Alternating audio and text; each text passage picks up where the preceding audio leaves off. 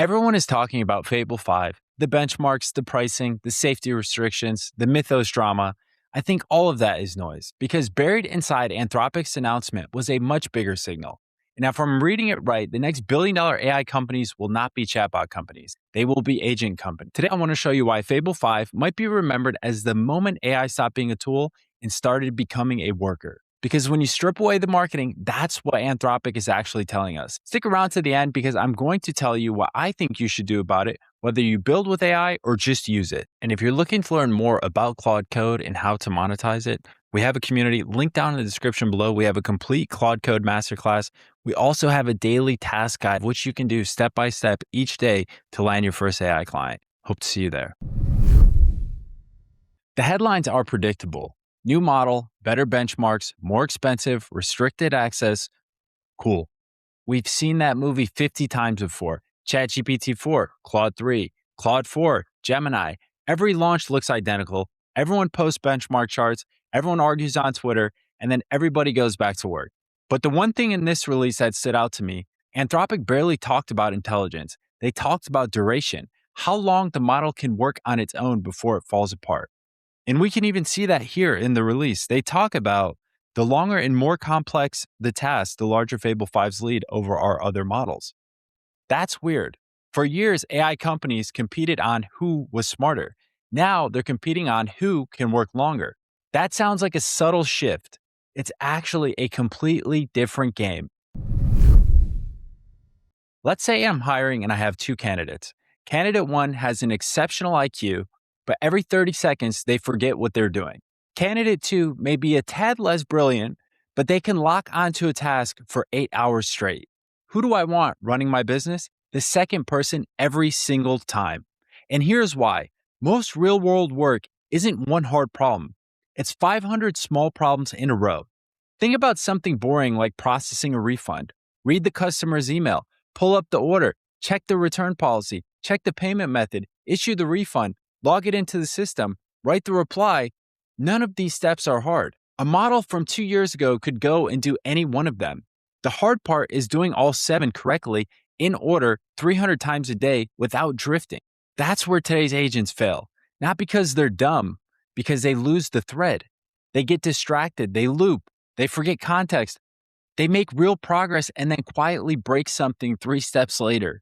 Which is why the most important sentence in the entire announcement was not a benchmark score. It was Anthropic's claiming Fable can work autonomously for dramatically longer stretches. Because if it's true, everything downstream changes. People think the bottleneck for AI agents is intelligence. It's not. It's reliability. I can already build an agent that writes emails, builds landing pages, analyzes spreadsheets, drafts reports. Capability is not the problem. Supervision is the problem. Let me give you a real example of how this goes wrong. You spin up an agent to research 20 competitors and you build a comparison spreadsheet. For the first 15, it's flawless. Then, somewhere around number 16, it can't find a pricing page. So instead of flagging it, it just makes one up. Now the entire spreadsheet is poisoned because you don't know what else it invented. The work isn't 80% done, it's 100% untrustworthy. That's the current state of agent. Imagine hiring an employee whose work you had to recheck every 90 seconds. Is that useful? Sure. Exhausting? Absolutely. You haven't hired a worker, you hired a chore. Now imagine the supervision requirement drops by 80%. Suddenly, the economics flip. One human manages 5 agents, then 10, then 20. You stop being an operator and you start being a manager. And that's where disruption starts. Not because the model got smarter, but because it became more dependable. And once you look at this release through that lens, the benchmark charts start to mean something completely different. Everybody sees the coding scores, the reasoning scores, the cybersecurity scores, but what those benchmarks are really measuring is error reduction. And error reduction compounds. Here's the math that changed how I think about this. Say an agent gets each individual step right 95% of the time. Sounds great, right? Run a 100-step workflow, and the odds the whole thing comes out clean are 95% multiplied by itself 100 times, which is less than 1%.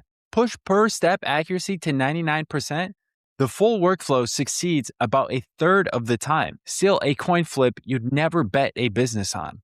But 99.9%, now the 100-step workflow succeeds 9 times out of 10. And that's a line where agents cross from demo to employee. A few points per step accuracy is the difference between an agent that can do a 10-step task and one that can do a 1,000-step job.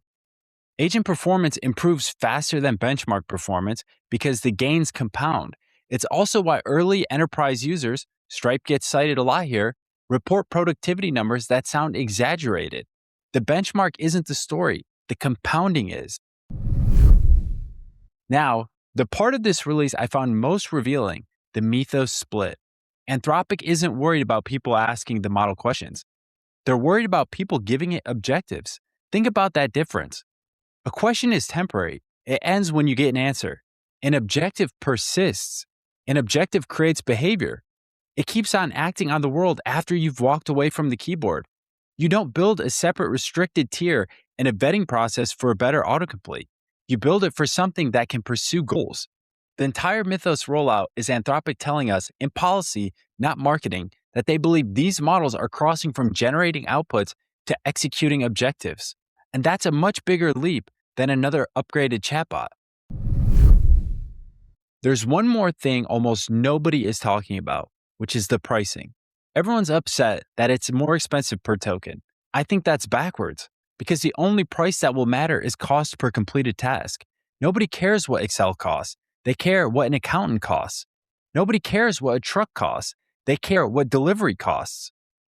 And very soon, nobody will care what a token costs. They will care what work costs. If a model is twice the price, but finishes jobs end to end instead of leaving you to clean it up, it's not more expensive. It's dramatically cheaper. And that's where AI pricing is headed. Work pricing, not token pricing. Now let me steel man the other side, because you should be skeptical of this. We've heard agents are here before. AutoGPT was supposed to change everything in 2023. It mostly looped in circles and burned API credits. Works autonomously for hours is a lab claim. Labs are clean. Your business is not. Real work is full of ambiguous emails, broken websites, missing permissions, and edge cases nobody documented. And every flashy agent demo you've seen was a demo. Production is where agents go to fail. All fair, and here's why I'm on the other side. None of those objections are about the direction, only the timing. Reliability doesn't need to be perfect. It needs to cross a threshold. The moment checking the work costs less than doing the work, adoption stops being a debate and becomes a spreadsheet decision. Every release is a step towards that line, and this release is the first one explicitly aimed at it. So here's my prediction. In a year, nobody will argue about benchmark scores. The same way nobody argues about CPU clock speed. The winners will be whoever builds the layer that turns intelligence into labor. The agents, the workflows, the orchestration. And if you're watching this, here are 3 takeaways. Number 1, stop learning to prompt, start learning to delegate. Writing a clear spec, defining what done actually means. Design the checkpoints. The skill of the next 5 years isn't talking to AI, it is managing it. Number 2, if you build the verification layer. The scariest thing in an agent economy isn't intelligence, it is trust. Whoever makes agent output checkable wins. Number 3, look at the boring work. The opportunity isn't flashy AI apps. It's the unglamorous 200-step back office workflow nobody wants to do. That's where dependable agents print money fast. Most people looked at this announcement and saw another model launch. I looked at it and saw a roadmap towards software that doesn't just answer questions, software that owns outcomes. And if Anthropic is right, we're a lot closer to the future than most people realize. If you want to see how to actually build with these agents, check the link in the description. We have an AI community there where we go through building agents that businesses will actually pay for. And don't forget to like and subscribe, and I'll see you in the next one.